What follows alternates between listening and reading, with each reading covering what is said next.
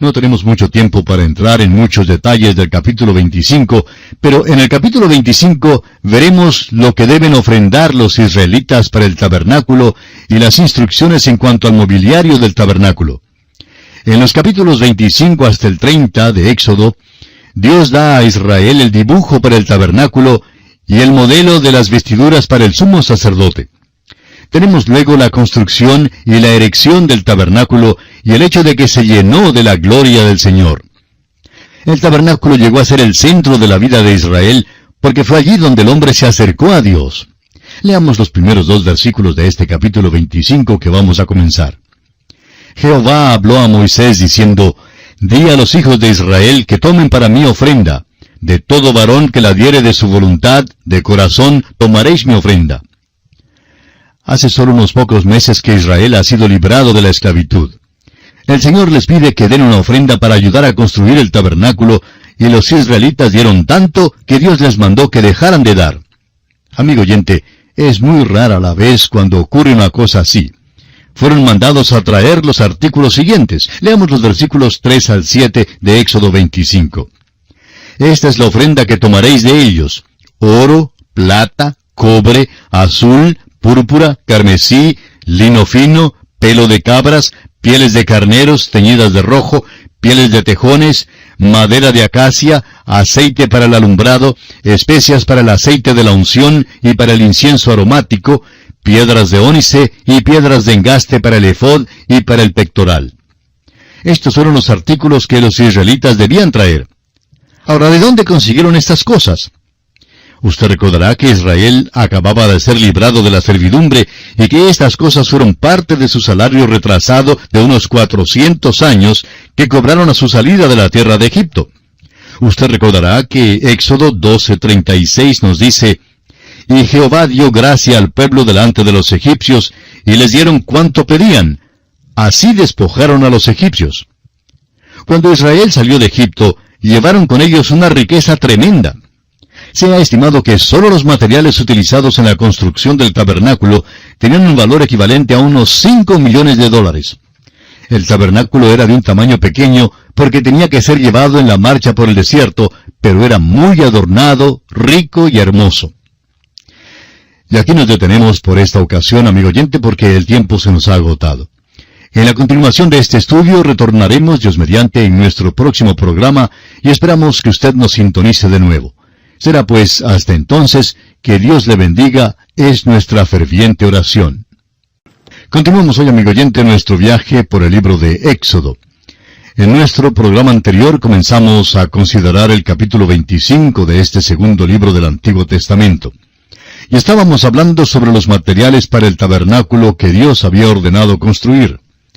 Concluimos diciendo que se ha estimado que solo los materiales usados en la construcción de este tabernáculo tenían un valor equivalente a los 5 millones de dólares.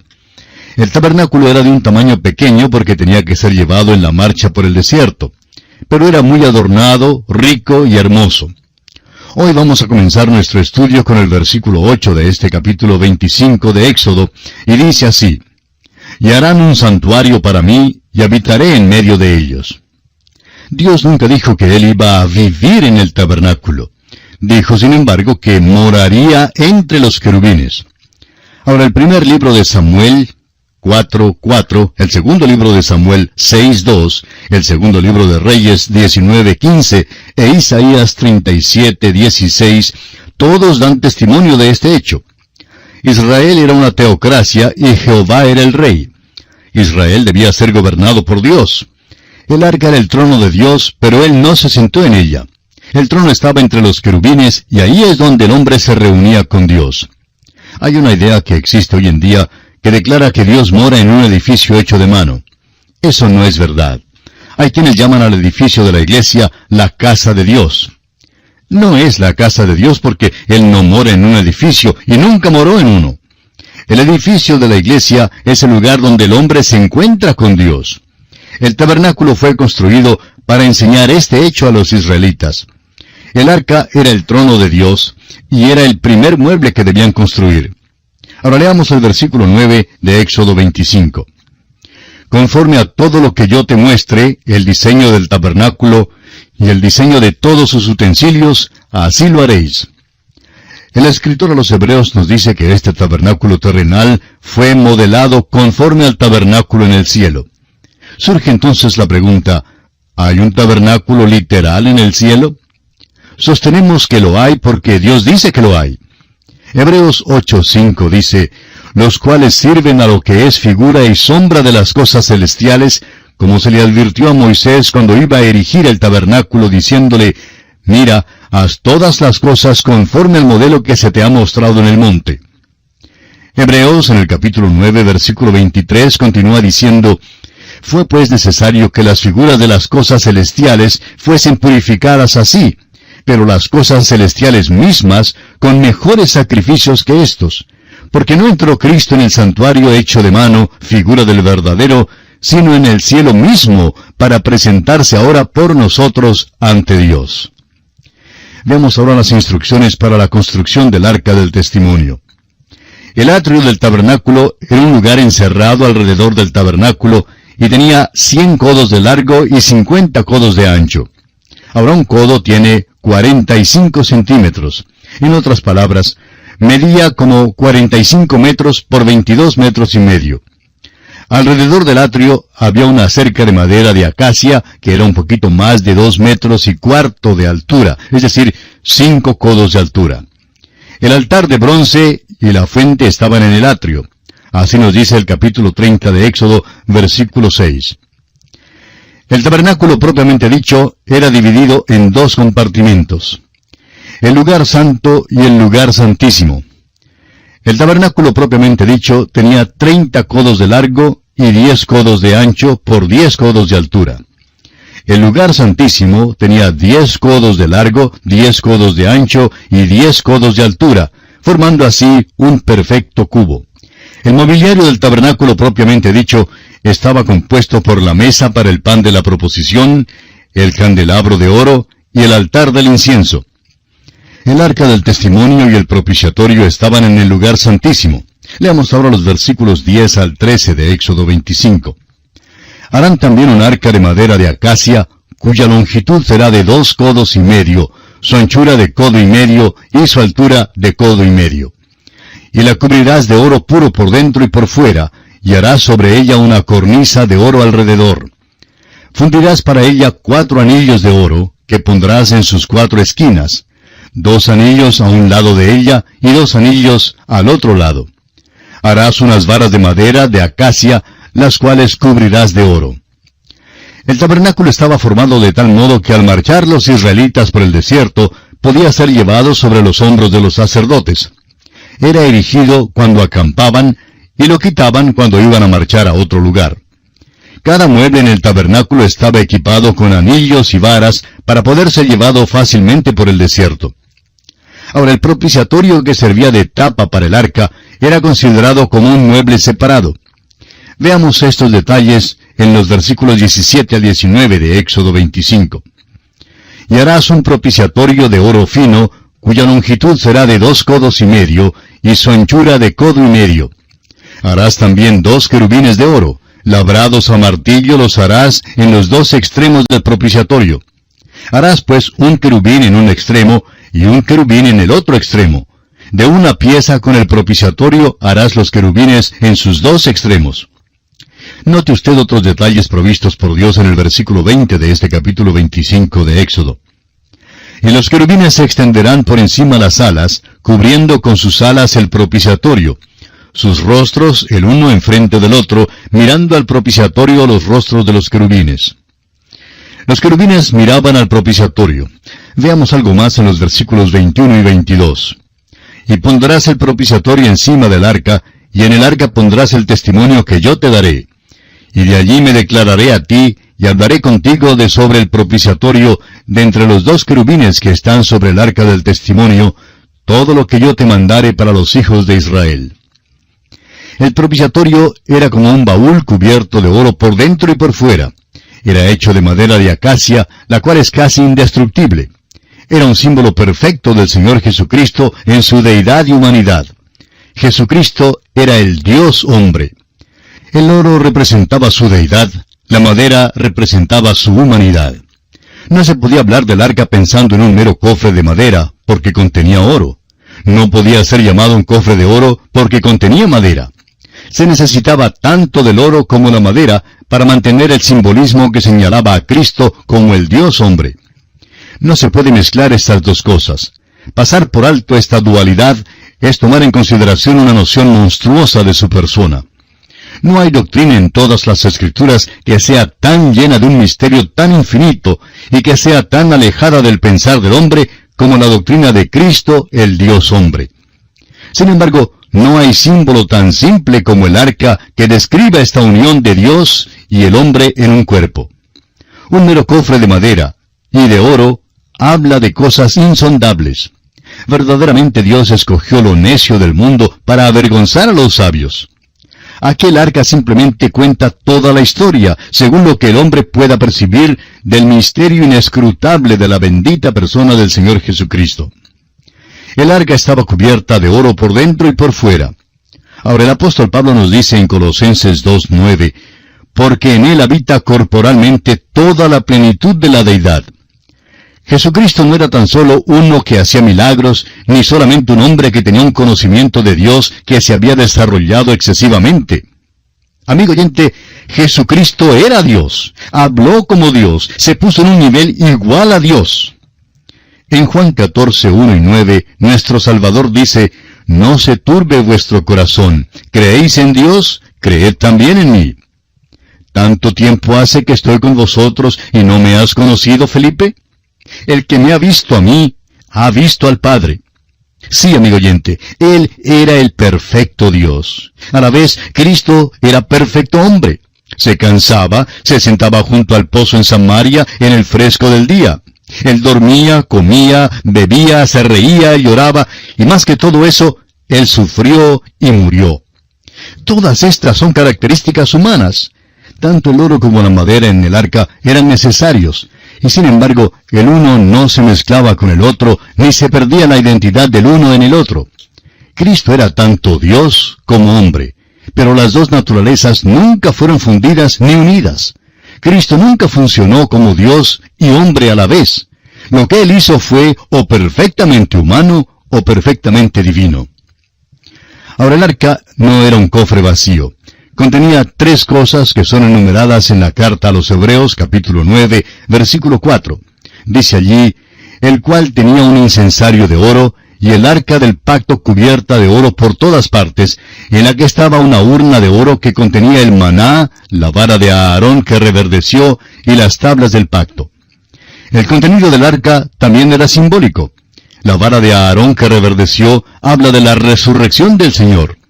El maná habla del hecho de que Cristo es el pan de vida.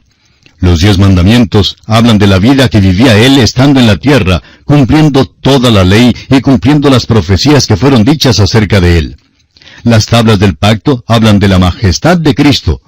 Nació rey, vivió como rey, murió un rey y resucitó de entre los muertos como rey. Y Él viene de nuevo a la tierra como rey también. El programa de Dios está en marcha hoy en día y ha estado en marcha desde la eternidad hasta el tiempo cuando Cristo reine sobre esta tierra. La tierra necesita un soberano y el hombre necesita un rey. Algún día esto sucederá. La urna de maná también habla de Cristo como profeta. Cristo habló de parte de Dios, como Juan enseña claramente en su Evangelio capítulo 6, versículo 32, donde dice, de cierto os digo, no os dio Moisés el pan del cielo, mas mi Padre os da el verdadero pan del cielo. Jesucristo fue también el mensaje de Dios al hombre.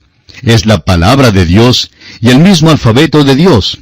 Era el Alfa y Omega. Es el primer mensaje de Dios y el último mensaje al hombre. Después que Cristo vino a la tierra como Dios hombre, el cielo ha permanecido en silencio porque Dios no tiene ninguna otra agenda que presentar después de Cristo. La carta no tiene ninguna postdata porque Cristo es la personificación de esa carta. Dios reveló su corazón en Cristo Jesús. Ahora, la vara de Aarón que reverdeció también habla de la obra de Cristo como sacerdote.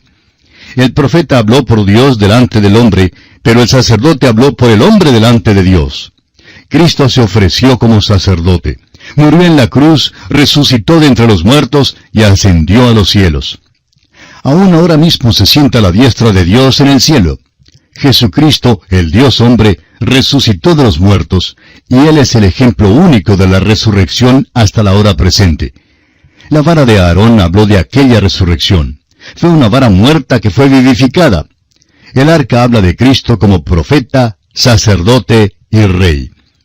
El evangelista Juan en el capítulo 1 de su evangelio, versículo 14 nos dice: Y aquel verbo fue hecho carne, y habitó entre nosotros, y vimos su gloria, gloria como del unigénito del Padre, lleno de gracia y de verdad.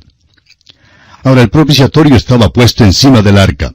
Era allí donde el sumo sacerdote rociaba la sangre del sacrificio. Esto también era simbólico de la obra de Cristo. Después de su muerte en la cruz, Cristo literalmente presentaba su sangre en el cielo. Hay quienes creen que este es un modo crudo de pensar. No creemos que sea un modo crudo de pensar porque la sangre de Cristo no es cruda, sino preciosa. El apóstol Pedro llama a la sangre de su Salvador preciosa en su primera epístola, capítulo 1, versículos 18 y 19, donde dice: sabiendo que fuisteis rescatados de vuestra vana manera de vivir, la cual recibisteis de vuestros padres, no con cosas corruptibles, como oro o plata, sino con la sangre preciosa de Cristo, como de un cordero sin mancha y sin contaminación. La sangre de Cristo es más preciosa que el oro o la plata. Lo más apreciado en el cielo es la sangre de Cristo, la cual derramó en la tierra por el hombre. Presentó su sangre al entrar en el cielo, y eso es lo que hace que el trono de Dios sea un propiciatorio para nosotros hoy en día. Se nos invita hoy a acudir a Dios sobre la base del hecho de que Jesucristo, nuestro gran sumo sacerdote, ha ofrecido su propia sangre por nuestros pecados. Hebreos 4, 14 al 16 nos recuerda que, por tanto, teniendo un gran sumo sacerdote que traspasó los cielos, Jesús, el Hijo de Dios, retengamos nuestra profesión, porque no tenemos un sumo sacerdote que no pueda compadecerse de nuestras debilidades, sino uno que fue tentado en todo según nuestra semejanza, pero sin pecado. Acerquémonos, pues, confiadamente al trono de la gracia, para alcanzar misericordia y hallar gracia para el oportuno socorro. Usted y yo, amigo oyente, nos acercamos a Dios por medio de nuestro gran sumo sacerdote que está en el cielo. Él es el Cristo vivo a la diestra de Dios. En Él hallamos misericordia. Muchos creyentes tratamos de luchar aquí solos. Tratamos de enfrentarnos con los problemas de la vida solos. Ningún hombre es lo suficientemente fuerte ni capaz para hacer eso. A todos nos falta ayuda, y la mayoría de nosotros no estamos aprovechando la ayuda que Cristo nos ofrece. Pablo oró por los Efesios en el capítulo 1 de su carta, versículos 19 y 20, donde dijo: «Y cuál la supereminente grandeza de su poder para con nosotros los que creemos, según la operación del poder de su fuerza, la cual operó en Cristo, resucitándole de los muertos y sentándole a su diestra en los lugares celestiales». Que el mismo poder de su fuerza opere en nosotros hoy en día. Lamentablemente vemos tan poco de aquel poder operando en los creyentes hoy en día. Lo que nos falta es asirnos de Él por la fe, ya que tenemos a un sumo sacerdote que está a la diestra de Dios. El sumo sacerdote en el tabernáculo del desierto entraba al lugar santo, rociaba la sangre en el propiciatorio y luego salía. Cuando Cristo, nuestro gran sumo sacerdote, hizo su ofrenda, se sentó a la diestra de Dios y todavía intercede hoy en día por nosotros. Vive en el cielo para guardarnos seguros y nosotros debemos mantenernos en contacto con Él. Amigo oyente, ¿ha hablado usted hoy con Cristo? Consideremos ahora la mesa para el pan de la proposición. Hay 7 muebles en el tabernáculo. Primero, el altar de bronce. Segundo, la fuente. Tercero, el candelabro de oro. Cuarto, la mesa para el pan de la proposición. Quinto, el altar del incienso. Sexto, el arca del testimonio. Y séptimo, el propiciatorio. La mesa para el pan de la proposición estaba situada en el lugar santo junto con el candelabro de oro y el altar del incienso. La mesa para el pan de la proposición y el candelabro de oro hablan de la adoración. Dentro del lugar santo está el lugar de la adoración. El candelabro de oro es una de las figuras más perfectas que tenemos de Cristo. La mesa para el pan de la proposición habla de Él como el pan de vida. El altar del incienso habla de la oración. Hoy en día, el Señor es nuestro gran intercesor. El tabernáculo es así una representación de la persona de Cristo. La mesa para el pan de la proposición tiene 12 panes sobre ella. Hay muchas explicaciones en cuanto a cómo fueron arreglados estos panes, pero lo importante para recordar es que cada pan representa una tribu de Israel. En otras palabras, Dios estaba proveyendo la igualdad para todos. Prosigamos ahora con el versículo 23 de este capítulo 25 de Éxodo. Harás asimismo una mesa de madera de acacia. Su longitud será de 2 codos, y de 1 codo su anchura, y su altura de codo y medio. Note usted que la mesa para el pan de la proposición es de 2 codos de largo y 1 codo de ancho, es decir, 2 veces más larga que ancha. Tiene 1 codo y medio de altura. La mesa para el pan de la proposición tiene la misma altura del arca del testimonio. Ahora el versículo 24, y la cubrirás de oro puro, y le harás una cornisa de oro alrededor. La cornisa de oro es un reborde alrededor de la mesa para guardar que el pan no se caiga. Otras especificaciones encontramos en los versículos 25 y 26. Le harás también una moldura alrededor de 1 palmo menor de anchura, y harás a la moldura una cornisa de oro alrededor. Y le harás 4 anillos de oro, los cuales pondrás en las 4 esquinas que corresponden a sus 4 patas. Una vez más se nos dice que debían meter varas a través de los anillos para que la mesa para el pan de la proposición pudiera ser llevada por el desierto al viajar los israelitas. Era llevada en los hombros de los sacerdotes. Avancemos algo más con los versículos 29 y 30 de Éxodo 25. Harás también sus platos, sus cucharas, sus cubiertas y sus tazones con que se libará. De oro fino los harás. Y pondrás sobre la mesa el pan de la proposición delante de mí continuamente. Tanto el pan como la mesa son figuras de Cristo. Lo representan a Él.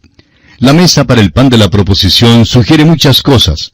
Habla de alimentos, de provisiones y de abastecimiento. Es una mesa de salvación. Nuestro Señor dio una parábola en Mateo 22, 1 al 10, la cual nos cuenta de la fiesta de bodas del Hijo del Rey. Ahora los convidados rehusaron venir, y esto incitó al rey a tratar directamente con quienes habían rehusado venir. Habiendo hecho esto, el rey extendió la invitación para que incluyera a aquellos en las salidas de los caminos. En Mateo 22, versículo 10, leemos, y saliendo los siervos por los caminos, juntaron a todos los que hallaron. Fueron convidados a venir y a comer. Y así la invitación ha salido al mundo hoy en día, para que todos vengan y participen de la salvación que se halla en el Señor Jesucristo. También es una mesa de providencia. Dios, siendo creador, provee toda la comida necesaria tanto para el hombre como para la bestia. Ahora, gústele o no, amigo oyente, usted come todos los días en la mesa de Dios, hablando de la esfera física. Sin embargo, cuán pocos reconocen esta verdad y se olvidan de darle gracias a Él por sus abundantes provisiones. Dios es quien provee lo necesario para nosotros. Esta mesa también habla de la cena del Señor, como fue instituida por el Señor en las horas antes de su muerte en la cruz. Es una mesa para creyentes. La mesa para el pan de la proposición es una prefiguración de Cristo como el sustentador de la vida espiritual del creyente. La mesa tenía 2 codos de largo, 1 codo de ancho y codo y medio de alto. Era hecha de madera de acacia y cubierta de oro. La incorruptible madera de acacia habla de su humanidad. Esta madera era un producto de la tierra, pero no estaba sujeta a la acción química de la tierra. Del mismo modo, nuestro Señor tuvo un cuerpo hecho del polvo de la tierra y concebido en el seno de una virgen. Ahora el oro habla de su deidad, pero el oro no es producido por la tierra, es separado de ella y tiene un valor inherente.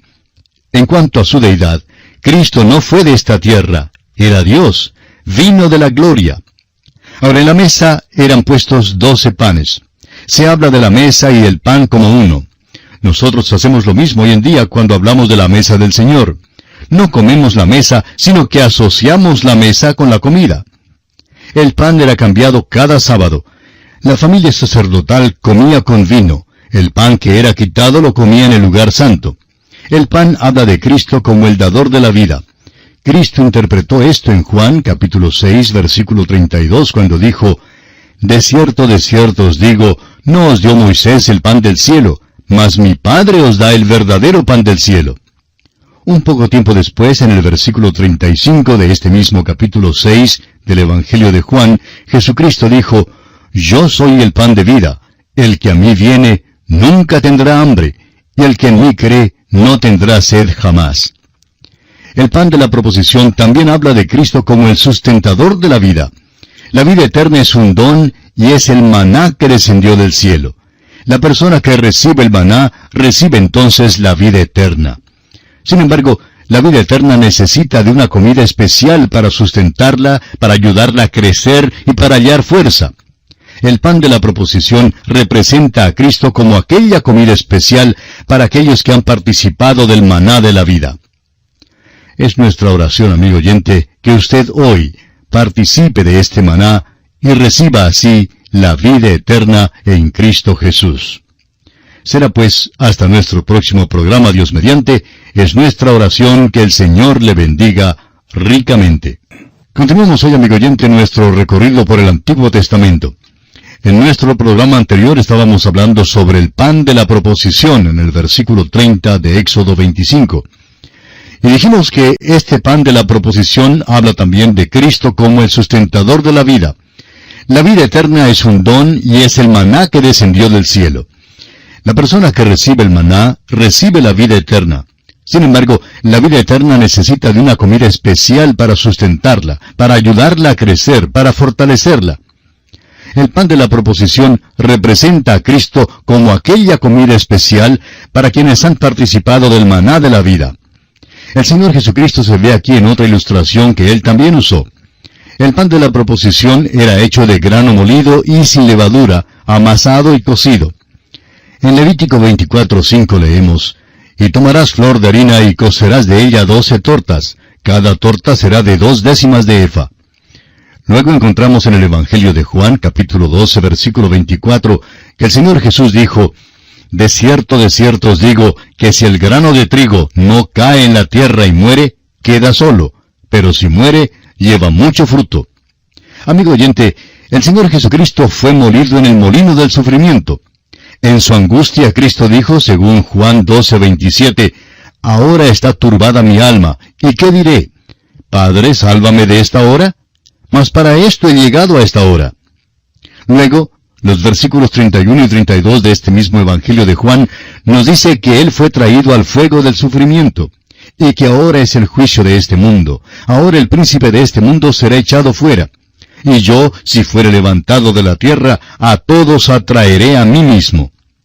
Jesucristo salió de la tumba en novedad de vida porque su alma no vio la corrupción. Ahora vive una vida de resurrección. Él es el pan de la proposición del cual el creyente come para sustentar la vida eterna y para estimular el crecimiento. El cristiano debe comer del Cristo vivo. Debe apropiarse de Cristo como Él es hoy en día, viviendo a la diestra de Dios. Jesucristo dijo, «Yo soy el pan de vida». Hay un antiguo proverbio que contiene el pensamiento de que una cosa crece de lo que come. Hace ya algún tiempo publicaron un libro sobre el tema de las dietas, el cual lleva como título, «Usted es lo que come». La dificultad hoy en día es que hay demasiados cristianos que no están comiendo de Cristo. Hay que comer de Él para poder crecer. El apóstol Pablo en su segunda carta a los Corintios, capítulo 5, versículo 16, nos dice, «De manera que nosotros de aquí en adelante a nadie conocemos según la carne, y aun si a Cristo conocimos según la carne, ya no lo conocemos así». Amigo oyente, ya no conocemos a Cristo según la carne. Debemos comer de Él como Él es hoy en día. Él es el Cristo vivo y debemos crecer acudiendo a Él. El siguiente mueble que tenemos es el candelabro de oro. Muchas traducciones, como la Reina Valera, lo llaman candelero, pero era realmente un candelabro. Leamos los versículos 31 al 33 de Éxodo capítulo 25. «Harás además un candelero de oro puro, labrado a martillo se hará el candelero. Su pie, su caña, sus copas, sus manzanas y sus flores serán de lo mismo. Y saldrán 6 brazos de sus lados, 3 brazos del candelero a un lado y 3 brazos al otro lado. 3 copas en forma de flor de almendro en un brazo, una manzana y una flor. Y 3 copas en forma de flor de almendro en otro brazo, una manzana y una flor. Así en los 6 brazos que salen del candelero. Al continuar la descripción del versículo 34 hasta el versículo 39, la lectura se hace algo pesada. Así es que vamos a leer el versículo 40, donde dice: «Mira y hazlos conforme al modelo que te ha sido mostrado en el monte». El candelabro es probablemente la figura más perfecta de Cristo que se halla en el mobiliario del tabernáculo. Presenta a Cristo como el oro puro, y habla de su deidad. Lo presenta como Dios. La adoración tiene que ver con el andar en la luz. Es muy importante que veamos esto. Hemos estudiado la mesa para el pan de la proposición y vimos que hablaba del hecho de que cuando adoramos a Dios, debemos comer del Señor Jesucristo. Ahora, si usted va a la iglesia y es entretenido, o se le da una reseña de algún libro, o se escucha discutir algún tema social, o cómo se puede mejorar la ciudad, usted en realidad no está adorando a Dios. Simplemente está asistiendo a una reunión. Solo adora a Dios cuando come de Él, quien es la mesa para el pan de la proposición. Para adorar a Dios, también hay que andar en la luz. Cristo es la luz. Si uno deseaba la luz natural, tenía que salir fuera del tabernáculo. Si uno quería caminar en la luz del candelabro, tenía que ir dentro del tabernáculo. El apóstol Juan, en el capítulo 1 de su Evangelio, versículo 9, nos dice que Jesucristo, aquella luz verdadera que alumbra a todo hombre, venía a este mundo. Usted habrá notado que hay quienes aconsejan a otros por medio de palabras. Se nos dice que podemos ser engañados por filosofías y huecas sutilezas. Escuche usted las palabras del apóstol Pablo en su carta a los Colosenses capítulo 2, versículo 8. «Mirad que nadie os engañe por medio de filosofías y huecas sutilezas, según las tradiciones de los hombres, conforme a los rudimentos del mundo, y no según Cristo». En Cristo, amigo oyente, no hay nada de tinieblas. El candelabro realmente era hecho de una pieza de oro labrada a martillo. Era muy adornado, tenía una caña central y extendiéndose de aquella caña había 3 brazos de cada lado, haciendo un total de 7 brazos. Cada brazo era como la rama de un almendro. Cada brazo tenía una flor, un fruto, y encima quedaba la flor abierta, y en ella había colocada una lámpara. Las lámparas eran llenadas de aceite. Las flores de almendro parecían ser de madera, pero eran de oro. Nos recuerda la vara de Aarón que floreció. Cuando la prerrogativa del sacerdocio de Aarón estuvo en tela de juicio, el florecer de su vara de almendro estableció su derecho al sacerdocio. La vara de almendro, un brazo muerto, fue vivificado y dio fruto. Cristo fue confirmado como el Hijo de Dios por medio de su resurrección de entre los muertos. La resurrección no hizo que Cristo fuera el Hijo de Dios, porque ya era el Hijo de Dios desde los designios eternos de Dios. La resurrección simplemente lo confirmó. Aarón era el sumo sacerdote nombrado por Dios, y su puesto fue confirmado por medio de la resurrección del brazo muerto de almendro. Y asimismo la resurrección de Cristo confirmó su sacerdocio. Cristo es nuestro gran sumo sacerdote. Se hizo hombre y tomó nuestra naturaleza. Fue tentado en todo según nuestra semejanza, pero sin pecado. Ahora, la base principal de su sacerdocio es su deidad. El sacerdote representaba al hombre delante de Dios. Y Cristo, como Dios que se hizo hombre, ahora es el Dios hombre que representa al hombre. Hay alguien en el cielo que me conoce y me comprende. Él es poderoso para ayudarme. La resurrección que lo declaró como Hijo de Dios, asimismo declaró su derecho al sacerdocio. Es interesante notar que las medidas del candelabro no son dadas. No se puede poner una cinta medidora a la deidad para medirla. El Hijo de Dios no puede ser medido. El candelabro daba luz en el lugar santo. Era el lugar de la adoración. El candelabro sostenía las luces y las lámparas a su vez revelaban la hermosura del candelabro. El aceite en las lámparas representa al Espíritu Santo. Hablando en cuanto al Espíritu Santo, en Juan 14:26, Cristo dijo: «Mas el Consolador, el Espíritu Santo, a quien el Padre enviará en mi nombre, Él os enseñará todas las cosas y os recordará todo lo que yo os he dicho». Amigo oyente, cuando usted y yo nos reunimos para adorar, nos reunimos alrededor de la persona de Cristo, y es el Espíritu Santo quien toma las cosas de Cristo y nos las revela exactamente como aquellas lámparas revelaban la hermosura del candelabro. El Espíritu Santo revela a Cristo como el Hijo de Dios. Cristo vino a la tierra por nosotros y vive ahora en el cielo para interceder por nosotros. Y así, amigo oyente, concluye nuestro estudio del capítulo 25 de Éxodo.